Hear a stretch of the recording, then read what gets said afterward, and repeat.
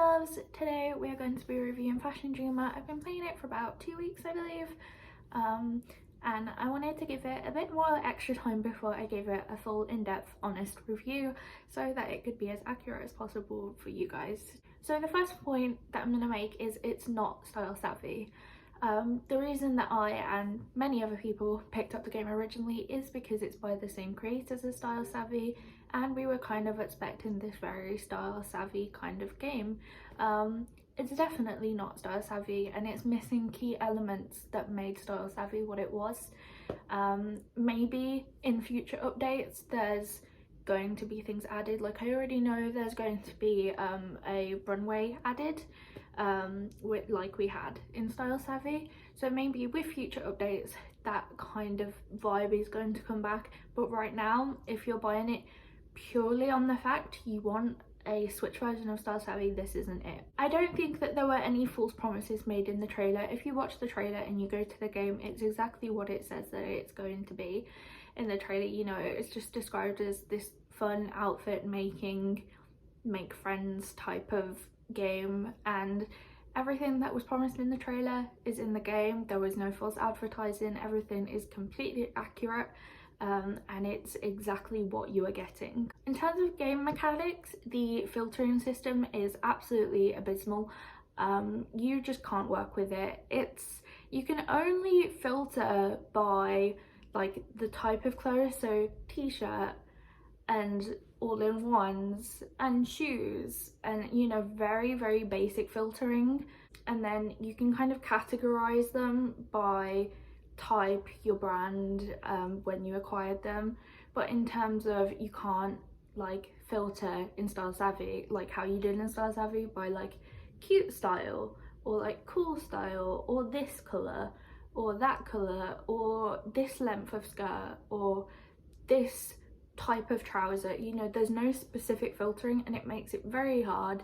And you have a cap of 5,000 items, but I'm nowhere near that. I'm 1.4k items.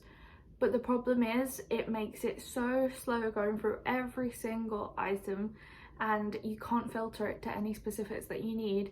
You get one page of favorites, so it makes it very hard to pick out what you want and not be overwhelmed by the amount of choice and lack of help filtering these choices. This could be good for some people, it could be bad for others. It's very easy to acquire clothes. While in the start of the game I appreciated how easy it was to acquire clothes. You know, you don't need a currency, you don't need to spend anything, you literally just go, I like that piece of clothing, and then you own it. It's too easy for me. At first it was fun because I was like, wow, I'm like 5 minutes into the game and I can make all these amazing outfits, I have no limitations. And then after a while it's like, okay, the clothes are too easy to get, I'm overwhelmed by the sheer amount of clothes that I own. I own so many of the same dress in a slightly different colour, and you get minus points for using somebody else's clothes. If you use your brand, you get higher points. You get punished if you don't use your own brand. So when the game is encouraging you to like other people's items, but then you are punished for using other people's items, and you also gain things from other people liking your items, it seems a bit backwards to me. And I've just stopped liking other people's clothes now because I just make it myself unless it's something I don't have and really desperately want. But yeah, the obtaining clothes is a little bit too iffy for me. There is zero grind there, which is good for some people. I like a tiny bit of grind, just a little bit. I don't like too grindy, I don't like no grind. I like a good middle ground to give me some motivation to keep going. The credits appear very quickly in the game. I got credits on the second day of playing. I don't think that's as big of a deal as it sounds. You get credits fairly quick in Animal Crossing, where you get 5-star island and then it's like boom, credits, game complete, KK Sliders singing you the end of the game. But it's not the end of the game, you just carry on playing.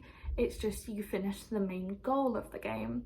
So credits, very easy to come by, doesn't change anything at all, just means you unlock some new things and you level up. I don't think credits coming early is a negative to the game at all. I think it's just something that happens. There is currently no story mode, and I'm half and half with this because with Star Savvy, one of the main key points that the fandom loved was the fact that there was an ongoing story that added this kind of depth and fun to the game.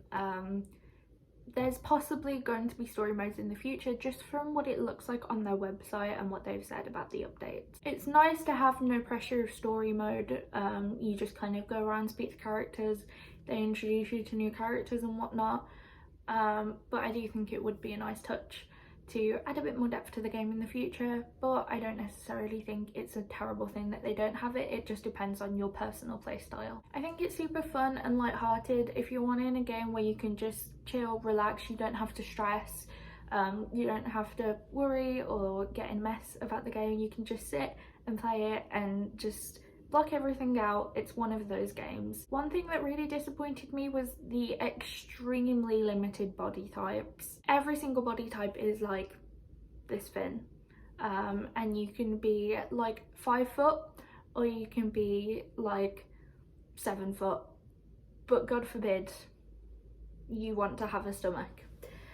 There are just no body types really. There's like body type A and B for each height, and one is like no chest and then one is like massive chest. That's all you get in height and boobs. That's it. The fact that online is naturally included in the game and you don't have to have Nintendo Switch Online is extremely useful, because I cancelled my Nintendo Switch Online a long time ago and I was thinking, am I gonna have to buy it again for this game? But it's included, so you don't have to worry about that. It is a great feature, and the option of online and offline gameplay is super fun as well. You can choose whether you want to go around online and see other people's outfits that they have actually made and make outfits for them, have them make outfits for you, give each other stamps, visit each other's showrooms, get inspiration, like each other's clothes. It's so cool that you get to interact with other players in that way.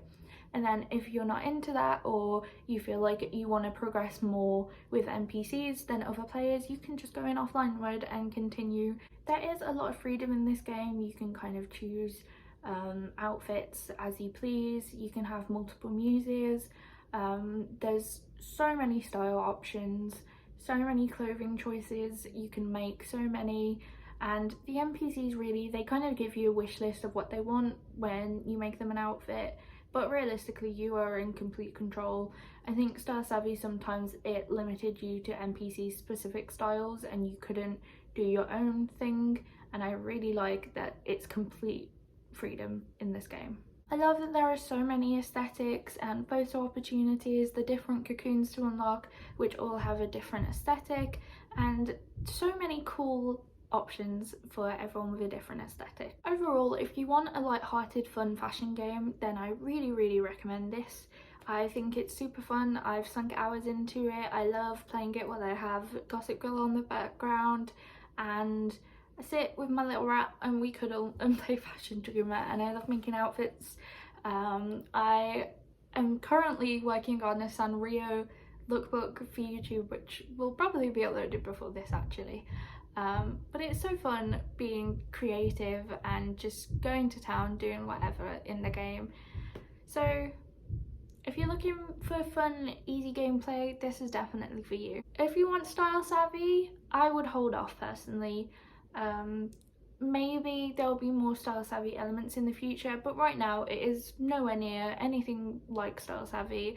It's similar, but it's lacking the key things that made Style Savvy what it was.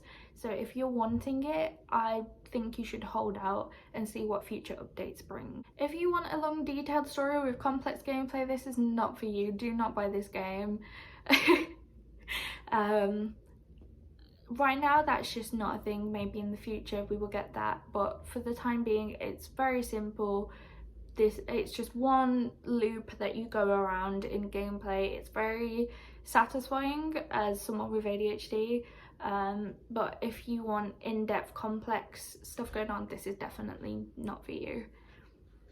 If you're holding out on buying the game and you're kind of torn on whether to get it or not, I would watch as many YouTube videos as you can, different reviews, see what different people have to say, and maybe wait out for a price drop.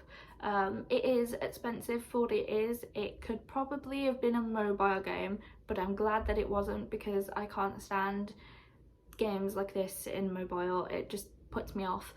But it could have been a mobile game, so keep that in mind when you are paying.